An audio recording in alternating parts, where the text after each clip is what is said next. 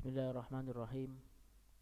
Alhamdulillahirabbil alamin wa bihi nasta'in wa ala umuri dunya waddin. Alhamdulillah uh, Alhamdulillah subhana la nuhsi sana'an 'alaika kama athnaita 'ala nafsik. Falakal hamdu hatta tarda wa lakal hamdu idza radita wa lakal hamdu ba'da ridha. Allahumma shalli wa sallim ala sayyidina Muhammadin wa ala ali sayyidina Muhammad. Amma ba'du. Yang kami muliakan Romo Walid Kiai Haji Masbuhin Faqih, yang kami hormati seluruh guru-guru daripada Pondok Pesantren Mambaus Shalihin yang kami hormati dan kami cintai, seluruh para santri-santri Pondok Pesantren Mambaus Shalihin. Alhamdulillah, marilah yang pertama-tama marilah kita panjatkan puja dan puji syukur kita kepada Allah Subhanahu wa taala karena atas segala nikmat, hidayah dan taufiknya kita bisa melaksanakan seluruh ataupun perintah-perintah Allah yang diharuskan kepada kita semua. Kemudian yang kedua kalinya, marilah kita selalu kita junjungkan salawat dan salam kepada junjungan Nabi kita, Nabi Muhammad sallallahu alaihi wasallam, Nabiur Rahmah, yang telah membawa manusia dari zaman kebodohan menuju zaman yang penuh dengan keilmuan seperti yang kita rasakan pada saat-saat ini. Al-Fakir mewakili daripada pesantren ini menyampaikan beberapa poin-poin untuk seluruh santri-santri baru yang akan masuk daripada pondok ini, baik dari pihak madrasah sanawiyah ataupun aliyah ataupun perguruan tinggi Inkafa. Ada beberapa poin. Lebih singkatnya, mari kita langsung saja. Sebelum daripada itu, sejarah pendirian Pondok Pesantren Mambaus Shalihin ini, yaitu dirintis oleh ayahanda daripada Kiai Haji Masbuhin Faqih yang pada tahun 1969, yang pada awal mulanya hanya berupa surau kecil untuk mengaji Al-Quran dan kitab kuning di lingkungan Desa Suci dan sekitarnya. Kemudian pada tahun 1976 Al-Mukarram Kiai Haji Masbuhin Faqih atau putra pertama daripada Kiai Haji Abdullah Faqih yang baru mendapatkan restu dari Al-Mukarram Kiai Haji Abdullah Faqih Langitan untuk berjuang di masyarakat berkat dorongan dari guru-guru beliau yang diantaranya adalah Kiai Haji Abdul Hadi Zahid, kemudian Kiai Haji Abdullah Faqih Langitan, kemudian Kiai Abdul Hamid Pasuruan dan Kiai Haji Usman Al-Ishaqi Surabaya, serta keinginan luhur beliau untuk nasrul ilmi, menyebarkan daripada ilmu. Maka didirikanlah sebuah pesantren yang kelak bernama Mambaus Shalihin, dan yang memberi nama tersebut adalah atas perintah daripada Kiai Haji Usman Al-Ishaqi Surabaya. Kemudian sejarah sangat panjang sekali untuk apabila kita bahas, namun ini hanya sebagai pembuka saja untuk sistem pendidikan daripada pondok ini. Pondok ini memadukan antara sistem salaf dan sistem modern, karena Romo Kiai Haji Masbuhin sendiri kita ketahui bahwasanya beliau itu alumni Gontor juga, kemudian meneruskan belajarnya ke Langitan. Jadi di pondok ini berusaha terus memperpadukan antara apa yang positif, sesuatu yang baik dalam segi bahasa Arab, bahasa Inggris, dan begitu juga disiplin itu diambil dari Gontor. Kemudian kitab-kitab kuning dan lain sebagainya itu diambil daripada Pondok Langitan. Kemudian adapun dalam ubudiyahnya, Al-Walid sendiri mengambil thariqah langsung kepada guru beliau, Kiai Haji Usman Al-Ishaqi Surabaya. Jadi itu adalah sistem pendidikan yang ada di Pondok Mambaus Sholihin ini. Kemudian adapun visi dan misi daripada pondok ini adalah yang pertama, mempersiapkan kader muslim yang intelektual dan intelektual yang muslimin. Kemudian melestarikan ajaran Ahlus Sunnah wal Jamaah dan demi berlangsungnya kehidupan religi yang moderat dalam negara Republik Indonesia. Kemudian yang ketiga, mencetak generasi Islam yang berpegang teguh pada ajaran Al-Quran, Al-Hadis, kritis dan profesional dalam segala bidang. Itu diantara visi dan misi pondok ini. Kemudian adapun untuk sejarah berdirinya pondok ini, Al-Fakir mungkin hanya sekedar menyebutkan tahun-tahunnya saja tadi, seperti yang awal tadi, karena kami tidak membahas panjang-panjang daripada awal berdirinya bagaimana, karena itu ada agak sedikit panjang. Maka kita langsung masuk daripada materi pengarahan bagi seluruh santri-santri baru yang akan masuk ataupun yang ingin daftar ke pondok ini.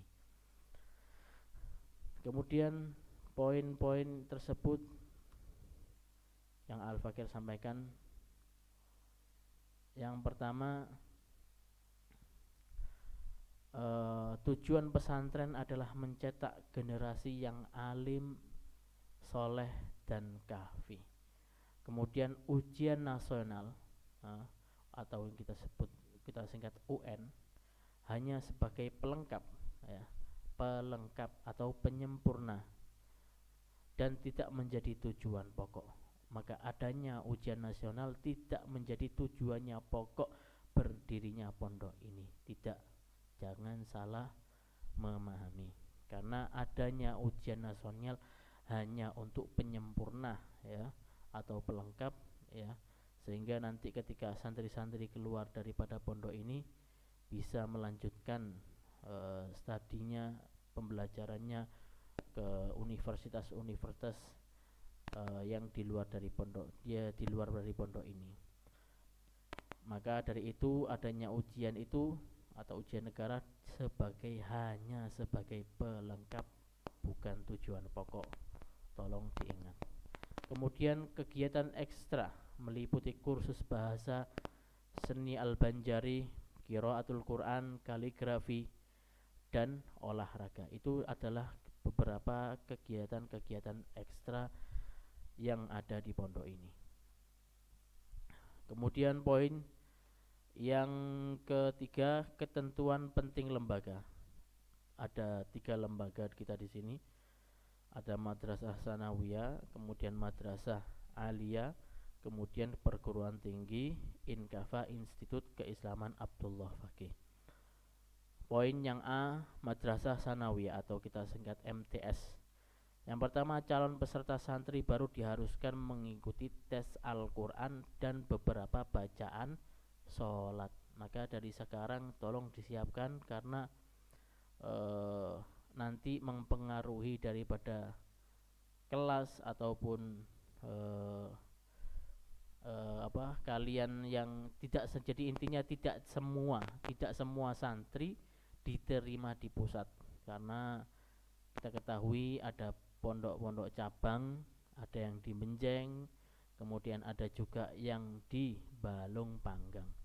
Maka nilainya yang di bawah standar dikemungkinkan akan ditaruh di sana. Maka perhatian kami, maka disiapkan bacaan Al-Qur'annya, kemudian bacaan sholatnya juga Kemudian hasil tes poin yang kedua, hasil tes peringkat 50 ke bawah asramanya dipindahkan ke pondok cabang Mambaus Sholihin 3 atau pondok putri yang berada di Menjeng.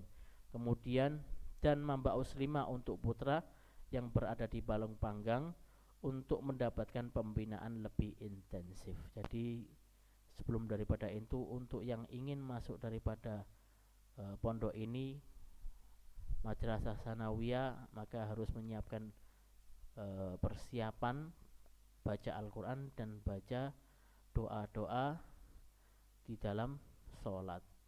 Kemudian bagi santri yang poinnya ketiga, bagi santri yang ditempatkan di pondok cabang, pemberitahuannya akan disampaikan melalui call center. Nanti ketika kalian yang dipindahkan ke pondok cabang ataupun mendapatkan tempat di pondok cabang, nanti yang menghubungi kalian itu adalah dari call center pondok pesantren. Yang keempat, nomor kotak dan asrama komplek akan diinformasikan lewat call center. Maka ketika daftar nanti harus mengasih nomor yang aktif, yang ada WhatsApp-nya kalau bisa, ya, yang ada WhatsApp-nya. Biar nanti ketika ada pengumuman-pengumuman kita tidak sulit-sulit untuk memberikan informasinya kepada seluruh wali santri. Apalagi kalau semuanya ada WhatsApp, nanti kita bisa membuat grup grup wali santri dan lain sebagainya. Untuk khusus apa? Untuk khusus memberikan pengarahan, pemberitahuan dan lain sebagainya. Kemudian poin kelima, MTS Mambaus Shalihin tidak menerima mutasi kelas 8 dan kelas 9. Jadi kami di sini tidak menerima apabila ada santri yang ingin meneruskan dari kelas 8 ataupun kelas 9 masuk langsung pengen kelas 8 atau masuk pengen langsung kelas 9 karena di luar dia sudah lulus kelas 7. Itu kami tidak bisa. Jadi semua yang masuk MTS harus mulai dari kelas 1. Begitu juga MA, Madrasah Aliyah, yang masuk pun harus mulai dari kelas 7 atau kelas 1. Gak bisa langsung loncat ke kelas 8 atau kelas 2 atau langsung ke kelas 9 atau ke kelas 3, itu tidak bisa. Maka semuanya harus memulai daripada kelas 1, baik 1 aliyah, sanawiyah ataupun 1 aliyah. Kemudian poin yang keenam, kenaikan kelas dan kelulusan berdasarkan aspek perilaku dan nilai akademik materi pesantren, karena nanti ada ujian-ujian, baik itu ujian negara, ujian pesantren, ujian lebaik dan lain sebagainya. Kemudian 7 program unggulan dipilih 40 santri di akhir kelas 1 dan akan mengikuti pembinaan belajar selama 6 tahun. Nah, ketika kelas 1 yang daftar kemudian mau lulus ke kelas 2, nanti kita mempunyai program kelas unggulan, dari mana dari semua kelas 1 yang lulus ke kelas 2 akan kita saring, ada ujiannya, dan melalui beberapa aspek nilai ujian madrasah juga yang bisa atau yang kita lulus 40 orang, maka mereka bisa masuk daripada program unggulan. Tapi perlu diingat bahwasanya ketika kalian masuk program unggulan, maka wajib meneruskan selama 6 tahun, ya. Jadi kurang lebih lulus sampai kelas aliyah, ya. Yang masuk program unggulan harus lulus sampai kelas aliyah, gak bisa setengah-setengah. Sanawiyahnya pengennya program unggulan, aliyahnya enggak bisa. Maka dari awal harus bisa masuk. Yang sudah bisa, yang sudah tes lulus dan membuat perjanjian, maka wajib melengkapi selama 6 tahun pendidikan di pondok ini. Kemudian 8, semua santri harus mukim di pondok pesantren meskipun bertempat di desa suci ini. Jadi semua santri, semua yang mendaftarkan di MTS, aliyah dan lain sebagainya, hukumnya wajib untuk tinggal di pondok. Adapun untuk yang di desa suci, sementara kita wajibkan dulu untuk anak baru. Karena kenapa? Karena kita ketahui semua, karena kita sekarang berada di musim pandemi, maka untuk tidak mengambil resiko besar, maka kita sementara kita wajibkan untuk tinggal di pondok semua. Apabila nanti ada perubahan kebijakan, maka beda lagi. Sementara anak baru yang mendaftarkan daripada anak-anak desa, ya, wajib untuk tinggal di pondok. Tapi apabila nanti ada perubahan kebijakan ataupun diperbolehkan untuk tinggal di desanya, desa suci khususnya, land suci tidak boleh ya, maka diperbolehkan. Maka ini sifatnya masih bisa berubah kebijakannya. Kemudian B, madrasah aliyah atau kita singkat madrasah MA ya. Yang pertama, lulusan MA atau kelas 3 diharuskan mengabdikan diri kepada pondok selama 1 tahun, yang menjadi salah satu persyaratan pengambilan ijazah. Jadi kalian ketika nanti lulus MLS MA, ada yang lulus sanawiyah kemudian lanjut ke MA, ataupun hanya masuk ketika MA saja kelas 1, ketika nanti lulus kelas 3, maka kalian wajib mengabdi di pondok ini selama 1 tahun ya, menjadi mengurus adik-adik kelasnya nanti ya. Ini adalah wajib ya, balas budi kalian ya, kewajiban kalian sebenarnya, bukan balas budi ya, karena kalian sudah berpondok di sini 6 tahun, maka kewajiban kalian mengabdi 1 tahun di pondok ini. Entah nanti ditaruh di bagian apapun, mengurusi santri, mengurusi dapur dan lain sebagainya, maka intinya kalian ketika lulus daripada madrasah aliyah wajib untuk mengabdi 1 tahun, karena itu menjadi persyaratan kalian untuk mengambil ijazah. Kemudian yang 2, jika tidak dan atau dinyatakan tidak lulus pengabdian, maka siap menerima sanksi dari pengurus dan atau dewan guru atau masyayikh berupa STTB. Apa STTB itu? Yaitu surat tanda tamat belajar, antara lain ijazah, SKHUN, rapot atau foto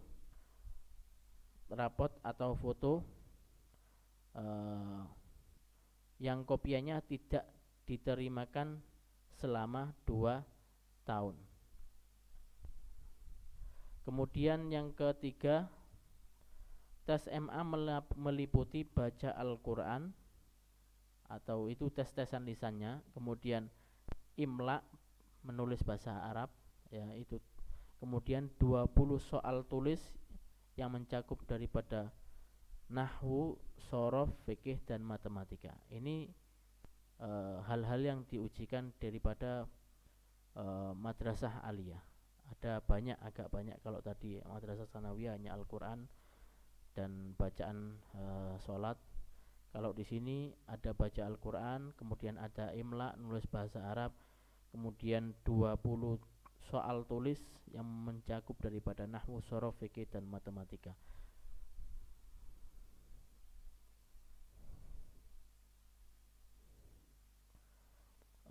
Yang agak tadi kita mundur sedikit ke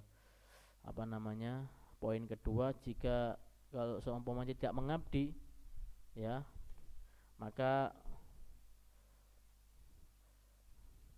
nanti foto kopian rapot dan atau fotokopiannya tidak diterimakan, tidak dikasihkan selama 2 tahun. Intinya wajib ngabdi 1 tahun ya, biar ijazah kamu, ijazah ini, terus SKHUN ini semuanya menjadi persyaratan kalian untuk melanjutkan di luar, seumpamanya ke perguruan tinggi, bisa meneruskan ke perguruan tinggi, maka kalian harus mengabdi 1 tahun. Kemudian poin yang C, Institut Keislaman Abdullah Faqih. Ini adalah beberapa poin daripada INKAFA ya, Institut Keislaman Abdullah Faqih.